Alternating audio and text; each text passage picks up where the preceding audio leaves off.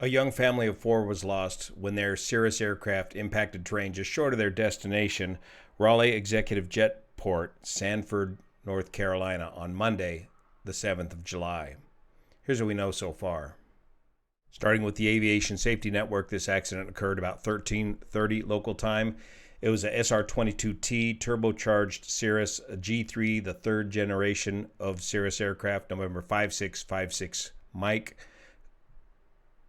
2012 manufacture date, serial number 341, 4 occupants, 4 fatalities.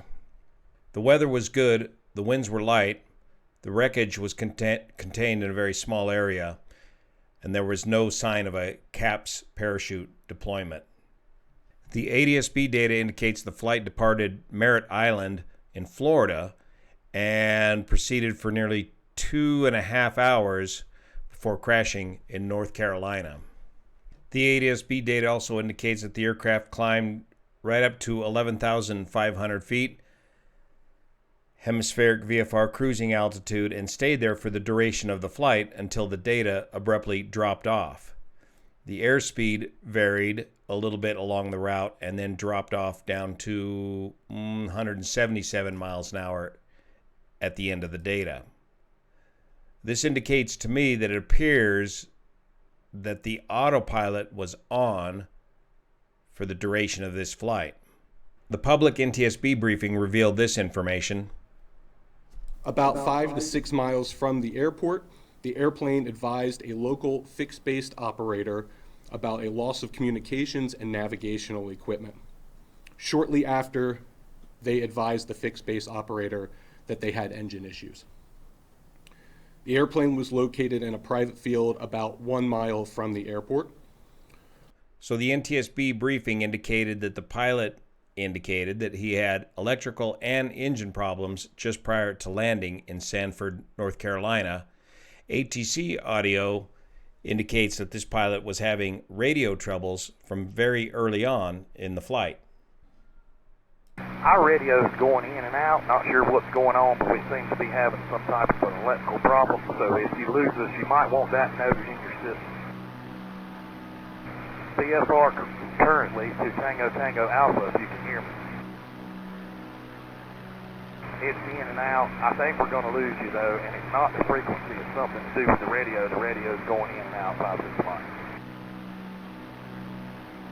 We're going to try to continue to Tango Tango Alpha. You just may want to put in the notes that we have no radio. 1, 2, 4, 6, 7, we have that, but I think we're going to lose the radio, not the frequency 5-6 miles. Just might want to let the next people know we have no radio. Just navigate up the coast kind of like we are to Tango Tango Alpha if you want to put that in the notes in case they lose it.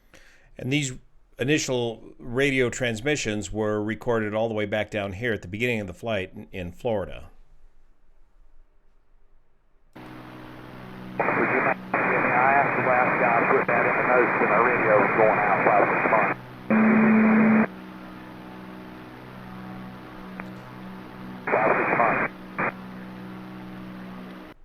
Raleigh Exec Unicom, this is FBO. Please be advised there's a Cirrus November 5656 Mike about 3 miles south of the field. They're wanting to come in runway 03. They are potential engine failure. They have no communications. So several aircraft were in the pattern. At Sanford, they broke out of the pattern and pretty quickly found the wreckage of the Cirrus about 1 mile south of the airport. So all we have to work with at this time is that the pilot was reporting radio problems early on in the flight and then some sort of electrical problem and potentially an engine problem towards the end of his flight. In order to understand this more, let's take a deep dive into the Cirrus systems and see if there's any way that an electrical problem could cause any sort of a problem with the engine. Because fundamentally, with these single-engine aircraft, general aviation aircraft, the engines operate off of magnetos and the fuel system is autonomous, and so there's no reason that an electrical problem should cause an engine problem. So let's go down to the hangar where there's a Generation 2, a second generation version of a naturally aspirated Cirrus getting its annual inspection done there. We'll show you these systems in detail, But first, let's review the overall electrical system in the Cirrus. It is a little more complicated than your average general aviation aircraft, as there are two alternators on the Cirrus.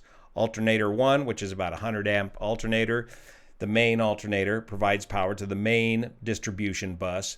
Alternator 2, which is a smaller 20 amp alternator, provides power to the essential bus. There are two batteries on board the Cirrus aircraft. A main ship's battery, battery number 1, which can distribute power to the main and essential DC bus, and a small battery number 2, two smaller batteries in series, I believe, to power the essential bus. Now, these two diodes located right here allows alternator 1 or battery number 1 to power the essential bus.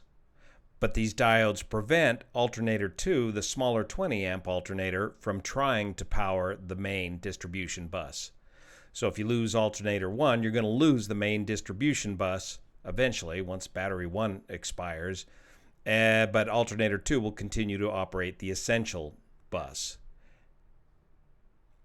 If alternator 2 fails, battery number 2 will continue to operate the essential bus for about 30 minutes minimum, and on the essential bus are the standby flight instruments, the stall warning, and the autopilot and autopilot avionics, COM1 and GPS1.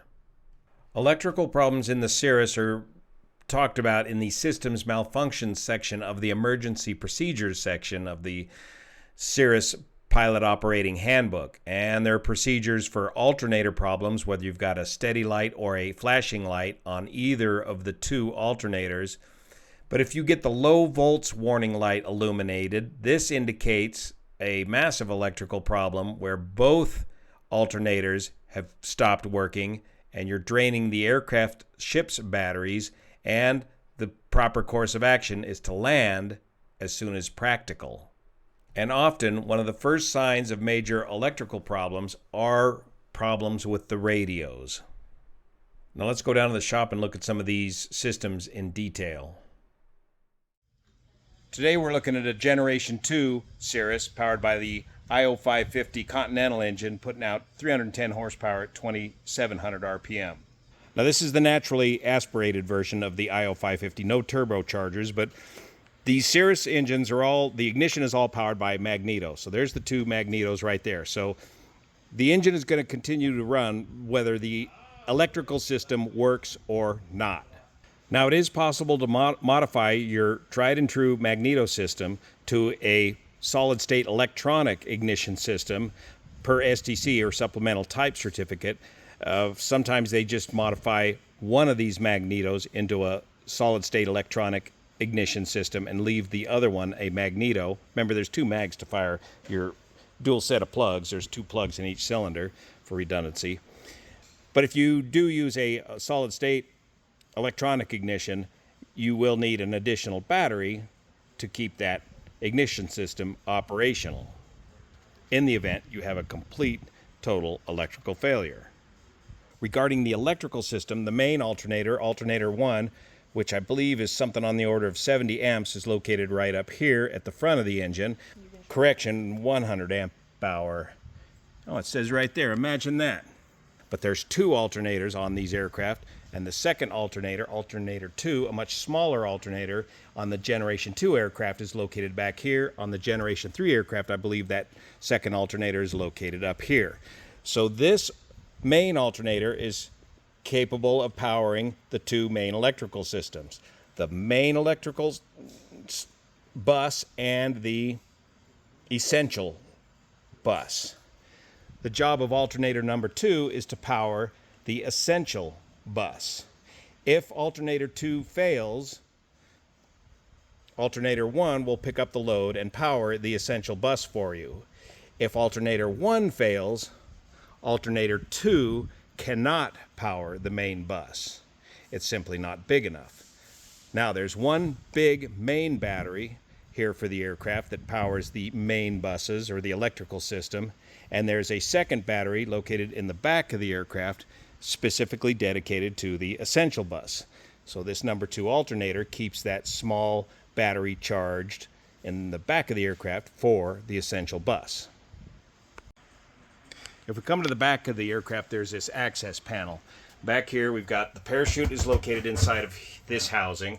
The emergency locator transmitter is located here. But here is battery number 2, a small battery that powers the essential bus. And this battery number 2 is primarily powered by the smaller alternator number 2.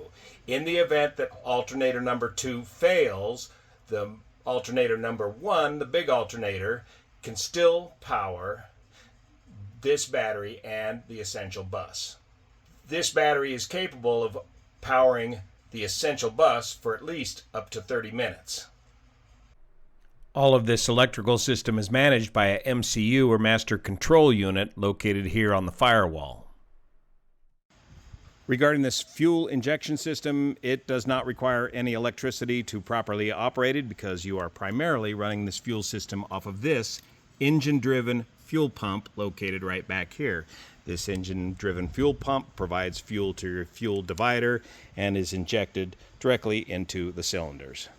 In the event of a failure of the engine-driven fuel boost pump, this system is backed up with this electric fuel boost pump. The mixture is still managed manually with the mixture knob like any conventional aircraft. The single lever control of the engine power and propeller RPM is managed mechanically. There's no electronic FADEC or anything like that. This throttle lever simply is attached to a cam back in here, which moves both the throttle cable and the propeller governor to govern your RPM. So it's all done mechanically. Looking towards the back of the aircraft, with the access panel open, you can see the parachute packed in there, and that's a mandatory repack of that parachute every 10 years, correct, Corey? I think so, yeah. 10 years. Now, to actuate the parachute, it's located right up here. You've got, this is a Generation 2 setup, and it's changed over the years, but underneath this little cover here is your pin. This pin needs to be pulled prior to flight, and that's part of your checklist. Some Cirrus pilots even mount their keys on here to remind them to be sure and pull that pin before flight so that you can actuate the parachute. Now, in order to actuate the parachute, you first got to rock this handle down and then pull hard to pop the parachute back there. The parachute blows through the back of the fuselage, and shrouds of the parachute come ripping out of the side of the fuselage here and attach up to the engine mount to stabilize the aircraft once the chute is deployed. So there's really no reason for the engine to quit or the aircraft to stop flying if you lose electrical power. All the flight controls are what I call fly-by-wire. They're cable. They're just mechanical flight controls. If you do lose all your electrical power, you're going to lose your big glass screens in front of you. Hopefully your essential bus will still remain powered and you'll have your standby gauges to help you out. But of an important note from one of the Cirrus pilots down at the shop today was that in order to conserve power on your essential bus, you need to turn the autopilot off. So what happened to this pilot? Was he on autopilot and then finally the electrical system gave out on him and then he lost control of the aircraft with the autopilot turning off? With basic pitch and power in a clear VFR day, there's no reason to lose control of the aircraft just because of an electrical failure, even a total electrical failure. Now, in the NTSB press conference there, the NTSB representative noted that they already have the pilot's logbooks. They're going to look very closely at his records. And how long ago did he buy this aircraft? How much experience does he have in this aircraft? And did he get this free Cirrus Embark training that comes free anytime you purchase a Cirrus aircraft, whether it's new or used? You can get this free training, up to 3 days of training from Cirrus. And there's an amazing correlation between the number of fatal accidents of people buying a used Cirrus Compare those folks who have had the training to those folks who have not had the training. Thank you so much for your support of this channel, especially the folks over on Patreon that make this channel possible. Thank you for your support. See you here.